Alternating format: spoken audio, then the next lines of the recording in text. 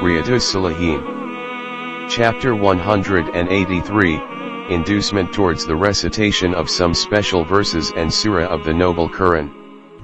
Abu Sa'id ar-Rafi bin al-Mu'alla, may Allah be pleased with him, reported, the Messenger of Allah, peace be upon him, said, "Shall I teach you the greatest surah in the Quran before you leave the mosque?" Then he, peace be upon him, took me by the hand, and when we were about to step out, I reminded him of his promise to teach me the greatest surah in the Quran. He, peace be upon him, said, "It is Alhamdulillahi Rabbil Alamin," means, Surat al-Fatiha, which is as Sab al-Mathani, means, the 7 oft-repeated ayat, and the great Quran which is given to me. Reported in Sahih al-Bukhari. Commentary, Allah the Almighty says, "And indeed, we have bestowed upon you 7 of al-Mathani, the 7 repeatedly recited ayat, means, Surat al-Fatiha, and the Grand Quran."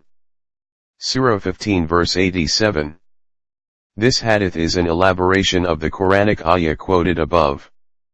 The Prophet, peace be upon him, held that as Sab al-Mathani is Surat al-Fatiha, the opening chapter, because these 7 ayat are recited not only in every salat but in every rak'ah of every salat, for the reason that no salat is valid without the recitation of the surah, as is evident from the saying of the Prophet, peace be upon him, the salat of that person who has not recited Surat al-Fatiha is void. It has also been regarded as the greatest surah of the Quran as it covers all the objects of the Quran and is a condensation of all the subjects which have been discussed in detail in its other surah. It includes the belief in the Tawhid, the belief in the oneness of Allah, the worship of Allah, the day of resurrection, promise of Jannah, and warning against hellfire, instances of the pious and impious people of the past communities, and the lessons their conduct has for others. Abu Dawud and At-Tirmidhi have reported a hadith in which the Messenger of Allah, peace be upon him, said, Alhamdulillahi Rabbil Alamin, means, Surat al-Fatiha, is al-Quran, that is its origin, basis, and essence. Abu Sa'id al-Khudri, may Allah be pleased with him, reported about Surat al-Ikhlas, Chapter 112, the Messenger of Allah, peace be upon him, said, by him in whose hand my soul is, it is equivalent to 1/3 of the Quran. According to another version, he, peace be upon him, said to his companions, is any one of you incapable of reciting 1/3 of the Quran in one night? They considered it burdensome and said, O Messenger of Allah, which of us can afford to do that? He, peace be upon him, said, Surat al-Ikhlas, he is Allah, the one is equivalent to 1/3 of the Quran. Reported in Sahih al-Bukhari. Commentary, one reading of Surat al-Ikhlas has return and reward equal to the recitation of 1/3 of the Quran. This surah mentions the oneness of Allah. This is enough to make one realize how much Allah likes the recitation and remembrance of His oneness. This is the reason, He has declared shirk, polytheism, an absolutely unpardonable sin. Abu Sa'id al-Khudri, may Allah be pleased with him, reported, a man heard another reciting Surat al-Ikhlas repeatedly. The next morning he came to the Messenger of Allah, peace be upon him, and informed him about it as if he considered it to be of little reward. On that the Messenger of Allah, peace be upon him, said, by him in whose hand my soul is, this surah is equal to 1/3 of the Quran. Reported in Sahih al-Bukhari. Commentary, Yadakaluha means he thought that its recitation had no special merits. The Prophet, peace be upon him, clarified his misunderstanding by elucidating its eminence. Abu Huraira, may Allah be pleased with him, reported, the Messenger of Allah, peace be upon him, said, Surat Ikhlas is equivalent to 1/3 of the Quran.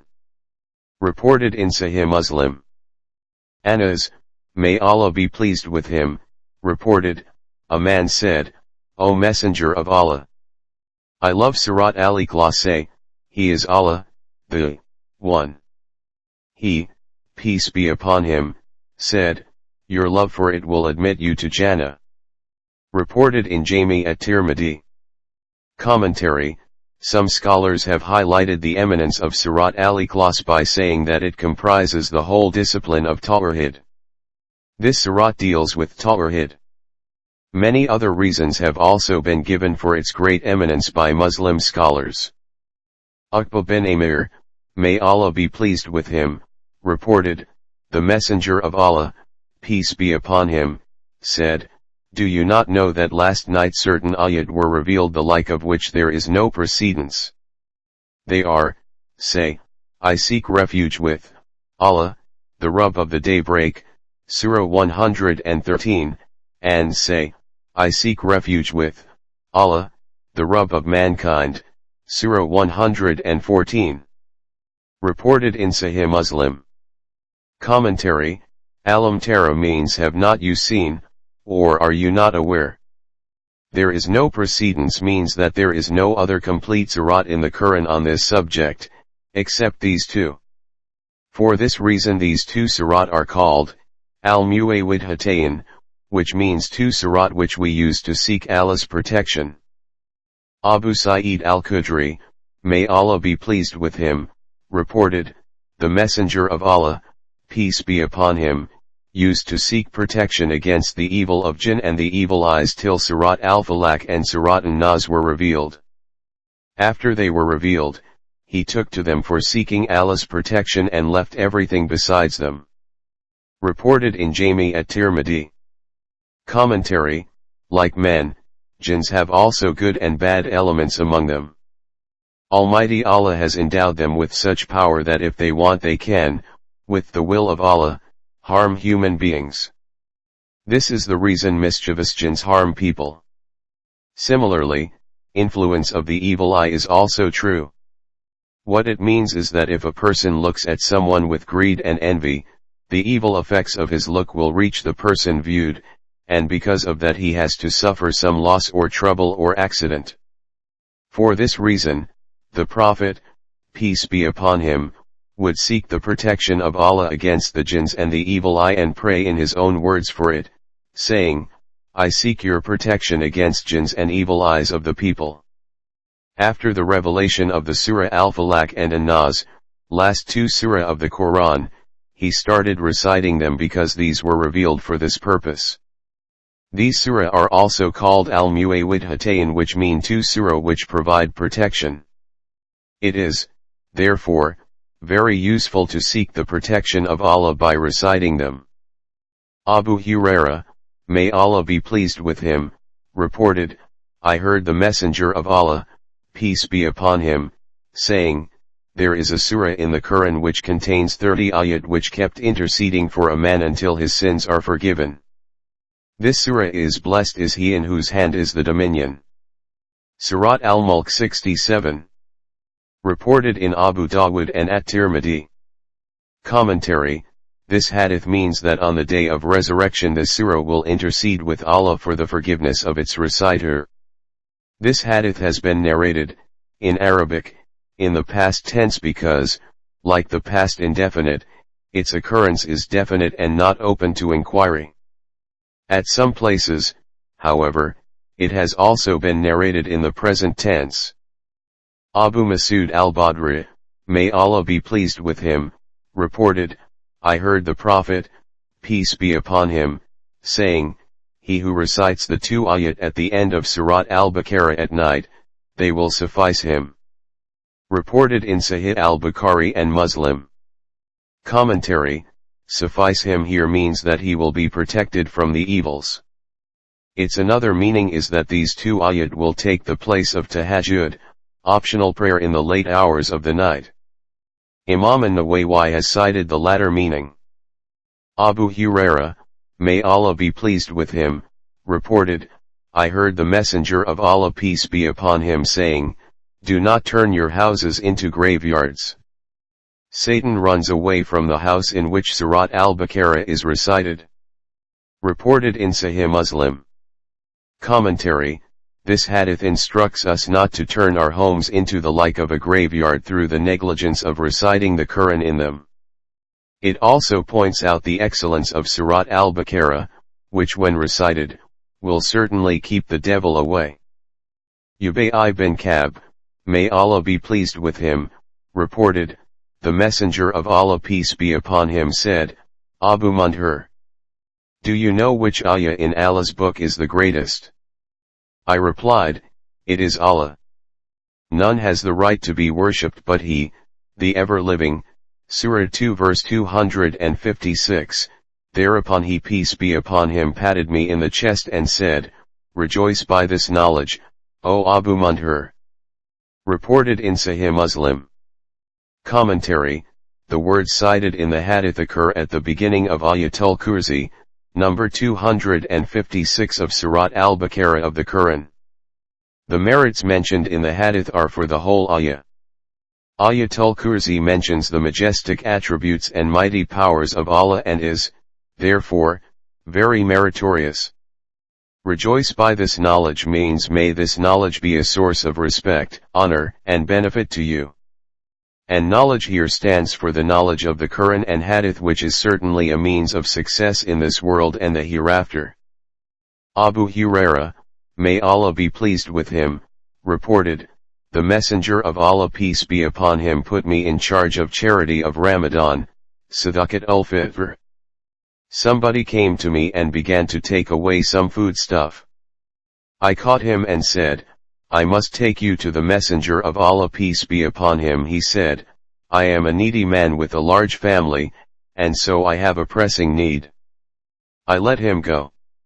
When I saw the Messenger of Allah peace be upon him next morning, he asked me, O Abu Hurairah, what did your captive do last night? I said, O Messenger of Allah. He complained of a pressing need and a big family. I felt pity for him, so I let him go. He peace be upon him said, he told you a lie and he will return. I was sure, according to the saying of the Messenger of Allah peace be upon him, that he would return.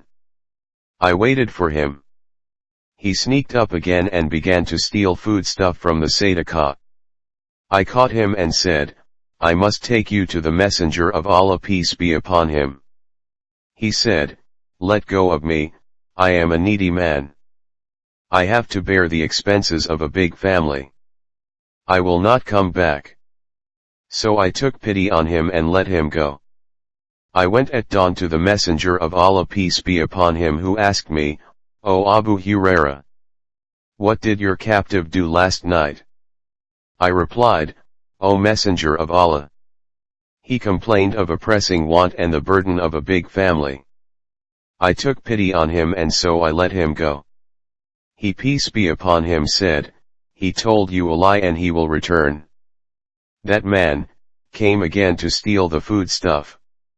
I arrested him and said, I must take you to the Messenger of Allah peace be upon him, and this is the last of 3 times. You promised that you would not come again, but you did. He said, let go of me, I shall teach you some words with which Allah may benefit you. I asked, what are those words?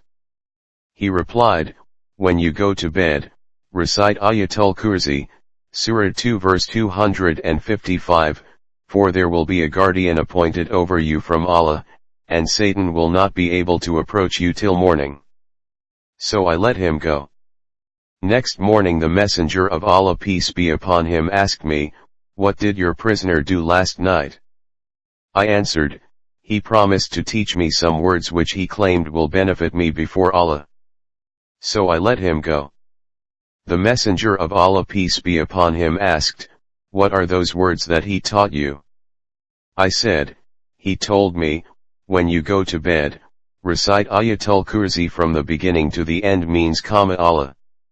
None has the right to be worshipped but He, the ever-living, the one who sustains and protects all that exists. Neither slumber nor sleep overtakes Him. To Him belongs whatever is in the heavens and whatever is on the earth. Who is he that can intercede with Him except with His permission? He knows what happens to them, his creatures, in this world, and what will happen to them in the hereafter. And they will never compass anything of his knowledge except that which he wills. His kursi encompasses the heavens and the earth, and preserving them does not fatigue him.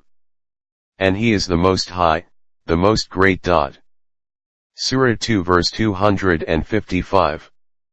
He added, by reciting it, there will be a guardian appointed over you from Allah who will protect you during the night, and Satan will not be able to come near you until morning. The Messenger of Allah, peace be upon him, said, verily, he has told you the truth though he is a liar. O Abu Huraira, do you know with whom you were speaking for the last 3 nights? I said, no. He, peace be upon him, said, he was Shaitan, Satan. Reported in Sahih al-Bukhari. Commentary: this hadith tells us the excellence of Ayatul Kursi and the importance of reciting it before going to bed. Abu Darda, may Allah be pleased with him, reported, the Messenger of Allah, peace be upon him, said, whoever commits to memory the first 10 ayat of the Surat al-Kahf, will be protected from the trial of Ad-Dajjal, Antichrist.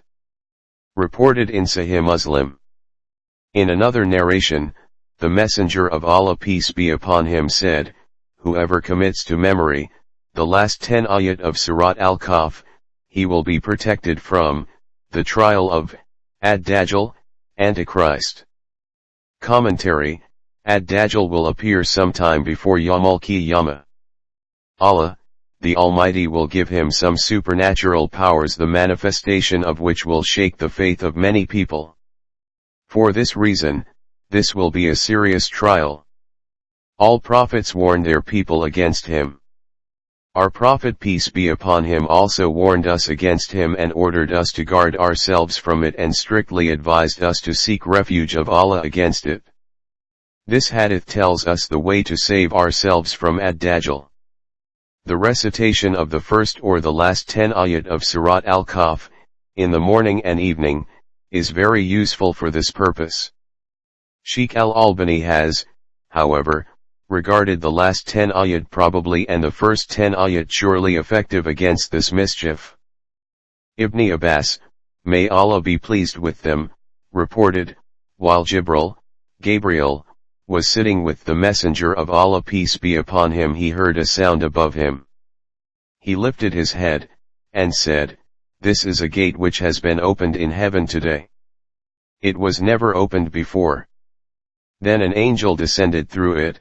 He said, this is an angel who has come down to earth. He never came down before. He sent greetings and said, rejoice with 2 lights given to you.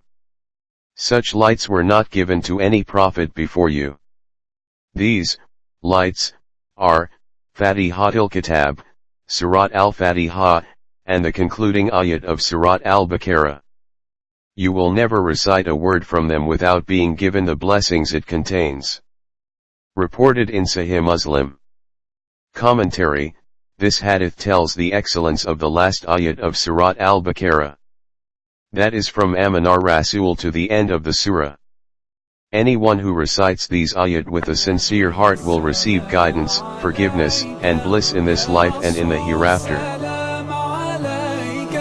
يا حبيب سلام عليك